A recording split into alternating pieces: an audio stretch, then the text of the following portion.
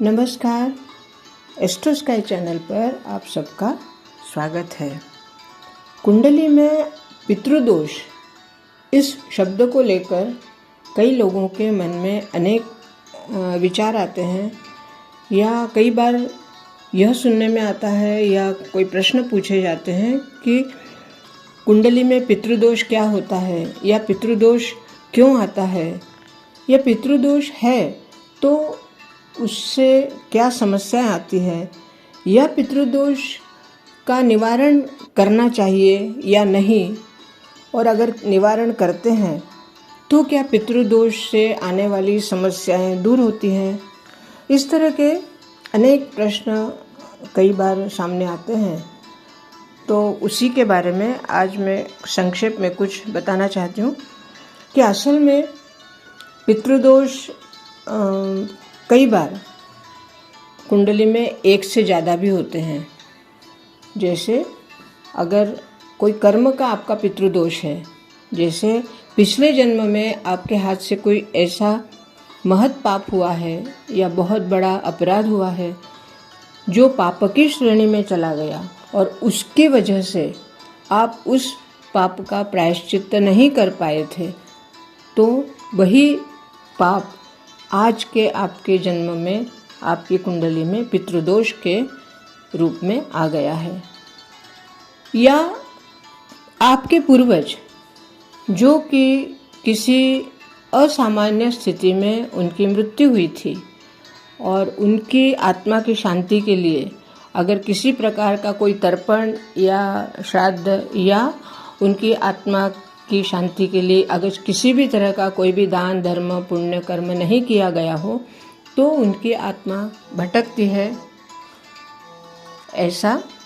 हम समझते हैं। और वह उसी वजह से कुंडली में पितृदोष आता है, अर्थात वो आपसे कुछ चाहते हैं या आपसे मुक्ति चाहते हैं, आपको प्रार्थना कर रहे हैं ग्रहों के माध्यम से कि हमारे लिए कुछ अन्नदान, कुछ वस्त्रदान, कुछ दान, कुछ पुण्य कर्म ऐसे करो जिसकी वजह से हमें मुक्ति मिले। तो ये दो तरह के पितृदोष होते हैं, और इन दो तरह के पितृदोष जब होते हैं जीवन में, तो कुंडली में ये पितृदोषों को हमें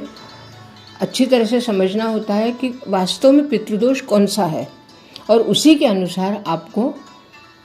उसका निवारण करना चाहिए। अब पितृदोष अगर है भी या नहीं भी है, तब भी अमावस्या को कुछ दान,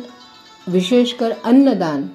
हमें अवश्य करना चाहिए। जो हमारी सक्षमता है, जितना हम कर सकते हैं उसके अनुसार हमें अन्न का दान करना चाहिए। कई बार हमारे पितृदोष की वजह से जो समस्या आती है, हमें लगता है कि ये समस्याएं साधारण है या समस्या अपने आप समय के साथ साथ दूर हो जाएंगी, परंतु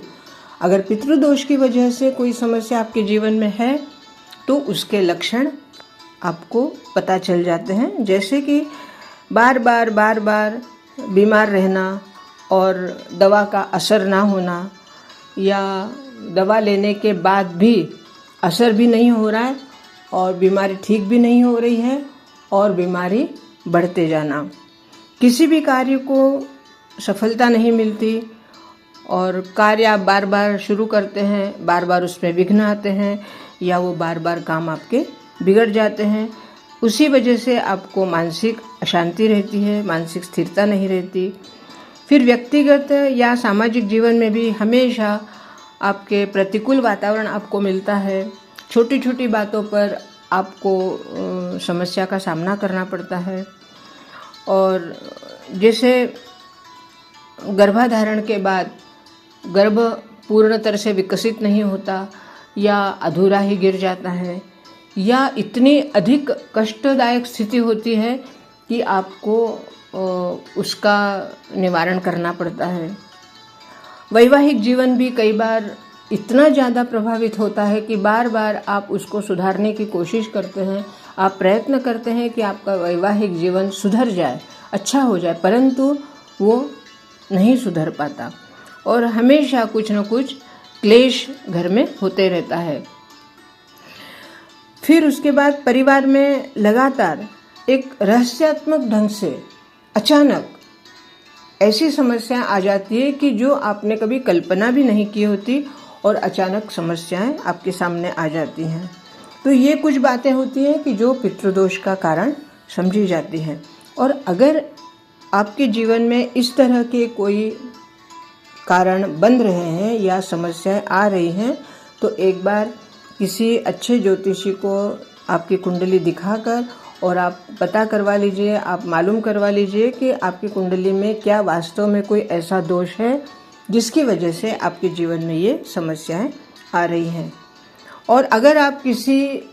ज्योतिषी को नहीं भी दिखाना चाहते हैं आपकी कुंडली, तब भी अगर आपके जीवन में इस तरह से कोई समस्याएं आती हैं तो उसका एक साधारण सा उपाय मैं आपको बता रही हूँ, वो आप ज़रूर करिए। प्रत्येक अमावस्या को थोड़ा सा अन्न आप किसी ऐसी जगह पर रख दीजिए जहाँ कोई भी पशु पक्षी, कोई भी ऐसा व्यक्ति जो कि अत्यंत भूखा है या कोई ऐसा भिखारी है कि जो वो असहाय है और वो उस वहाँ से वो चीज़ उठाकर खा सके या उसका पेट भर सके, परंतु उसको रखने के बाद आप पीछे मुड़ के ना देखें। जैसे आपने कोई भी वस्तु खाने की रखी है तो रख कर और वापस आ जाइए। दूसरा है कि आप नियमित रूप से किसी भी मंदिर में या किसी भी गौशाला के बाहर या गौशाला में या कहीं भी ऐसी जगह पे आप पानी की व्यवस्था करिए जहाँ पशुओं को आराम से पानी मिल सके, या मंदिर में इस तरह से पानी की व्यवस्था करके रखिए। कोई भी मंदिर में आते जाते लोग जिन्हें प्यास लगी है वो वहाँ से पानी पी सके। तो धीरे धीरे करके आपके हाथ से ये पुण्य कर्म और ये धर्म कार्य होते रहेगा और आपके जीवन की समस्याएं कुछ हद तक समाप्त होते जाएंगी या उसका निवारण आपको मिलते जाएगा। दूसरा है कि नियमित रूप से आप भगवान जनार्दन को, जो विष्णु का ही एक रूप है, भगवान जनार्दन को आप नित्य प्रार्थना करिए कि हमारे पूर्वजों को शांति मिले। इस तरह से कुछ ऐसी बातें हैं जो करने से जीवन में आई समस्याओं का निवारण हो जाता है और जीवन सुलभ होता है, जीवन में शांति आती है, स्थिरता आती है। और मेरे ख्याल से हमें भगवान इतना तो अवश्य देते हैं कि हम कुछ भाग गरीबों के लिए, कुछ भाग असहायों के लिए, मरीजों के लिए, पशु पक्षियों के लिए या किसी ऐसे व्यक्ति के लिए हम निकाल सकते हैं जो हमारी अपनी उपलब्धि का धन है, जो हमने कमाया है, जो हमारे पास धन है, उस धन का कुछ भाग हम इस तरह से दान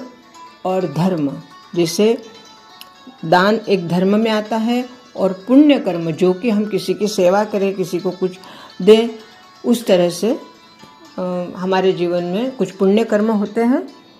और हमारे जीवन की समस्याएं काफ़ी हद तक कम हो जाती है। इसके बारे में अगर आपके मन में कोई शंका, कोई विचार हो या कोई सुझाव हो तो आप अवश्य कमेंट्स में लिखिए या मेरे व्हाट्सएप पर आप मैसेज करिए। बहुत बहुत धन्यवाद। नमस्कार।